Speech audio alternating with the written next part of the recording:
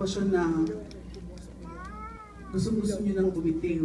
Pero nandyan po ang ating Panginoon, patuloy na nagmamahal, patuloy na gumagabay at umaalala. Ganun po niya tayo kamahal. Kahit tayo po, kahit sumuko na tayo, patuloy pa rin siyang umaalalay, nagmamahal. Dahil siya ang ating tanging pag-asa.